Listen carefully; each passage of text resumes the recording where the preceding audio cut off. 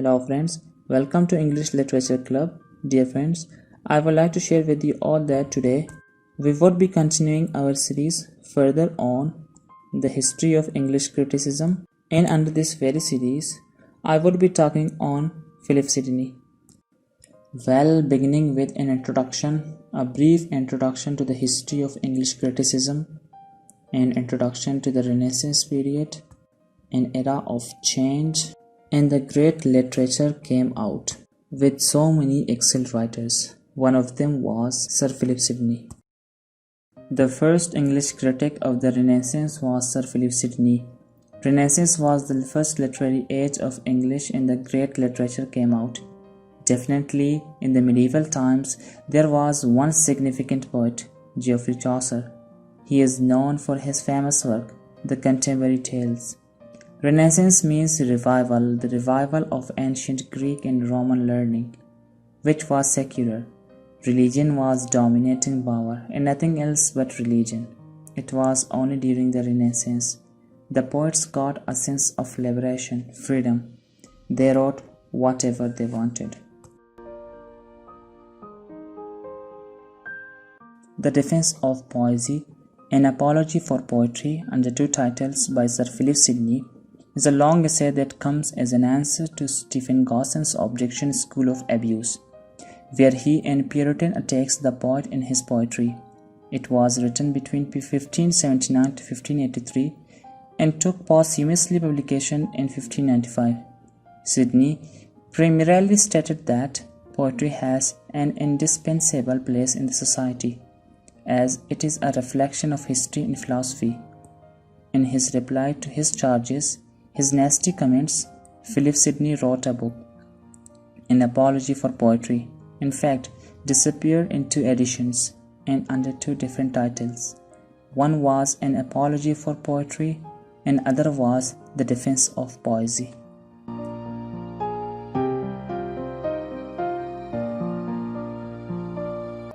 Major issues in Defense of Poesy.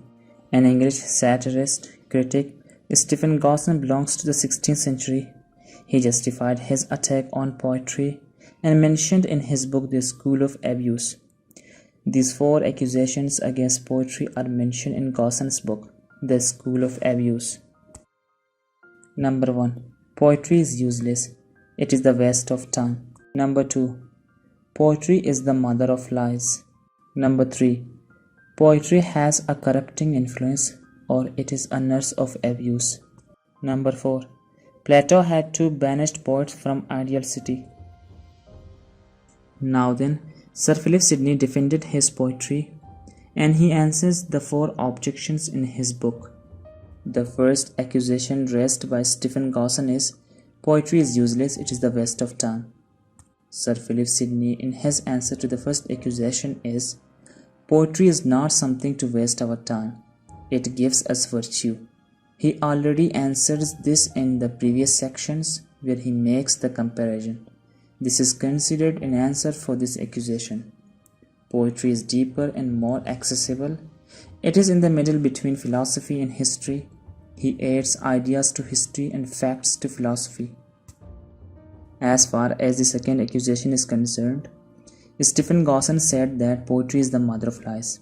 Sir Philip Sidney, concerning the second accusation, Sidney has a very simple answer.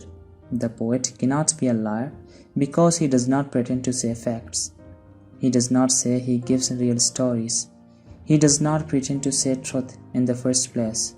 Yet, the physician lies because if he says that someone has a weak heart, one has to believe him because he has no option.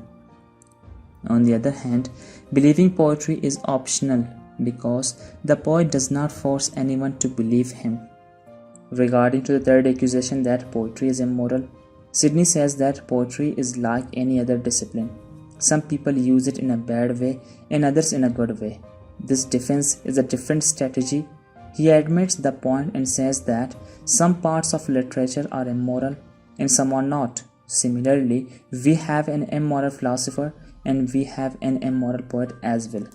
The last accusation of Gossen was Plato had two banished poets from ideal city. Sidney says that Plato does not banish all poets. He talks only about the effect of the immoral poet. Plato is himself a poet because he writes in a very artistic way. Now, how poetry is defined by Sir Philip Sidney. Sidney talks about the definition of poetry with reference to Aristotle, who says that poetry is the mimetic or imitative. Sidney gives a complete definition of poetry, not only to poetry but all literature. It includes drama, fiction, history, etc. Sidney makes a beginning and says poetry is an art of imitation or figuring forth, speaking picture with this end to teach and delight.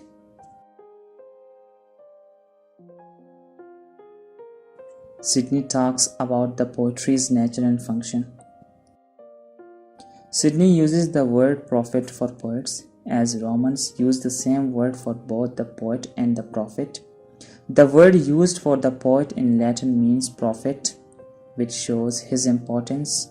Moreover, the Greek word for the poet means creator. This shows that poetry is not something trivial. It is very important. Sidney states that poetry can be found among all civilization. There is no civilization that does not know poetry in a form or another. Sidney's justification on poets, poetry, and division of poets. Sidney is a moderate writer, as he points out that poetry consists of two things, matter and medium. There are proper poets and inferior poets. He called inferior poets as poetaster, versifier. In great poetry, we find that there is happy blending of matter and medium. Poetry can't be learned. Poets are gifted by God.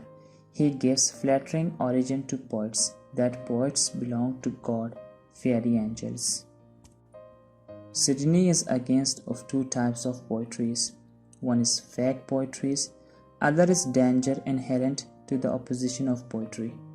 The inferior or fake poet is also danger, because in the name of the poet he teaches you wrong things. The proper function of poetry is to teach and delight.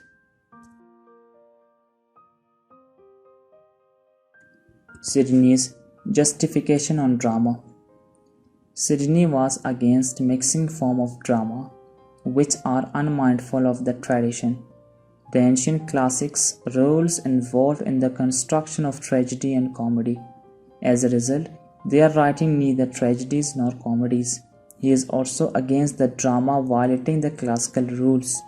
The three unities must be observed: the unity of time, place, and action. Sidney's justification on grammar, verse, and rhyme. Sidney says that the poets are not grammarian. If the poet is struck on grammar, he'll be a bad writer. That is all right to observe on grammar, but it can't make you a poet, a writer, or dramatist. He also says that rhyming can be done by anyone, and it won't make you a poet. Reason is more important than rhyme in poetry. Sidney then compares literature and other knowledge. He says that poetry is the teacher of all sciences. All the learning of the West and the Renaissance went back to the Greek civilization, where even philosophical and scientific books were written in rhyme. So, poetry is the source of all knowledge. Science imparts knowledge only, but gives no moral sense of virtues. But literature combines all knowledge, all humanities in a proper way. He says that literary person does not give you abstraction or definition. He gives you examples, and through them he teaches. Poetry then impart culture, and culture has two components. Number 1, an open-minded culture. Number 2, decency. An open-minded culture is a receptive to all ideas. It is not conservative. Its mind, which is open to all arguments, all reasoning. Decency is that how you treat people. That will speak of having culture or not having culture. Sidney says that poetry has value to abide by, and those values are the values of culture of decency or open-minded.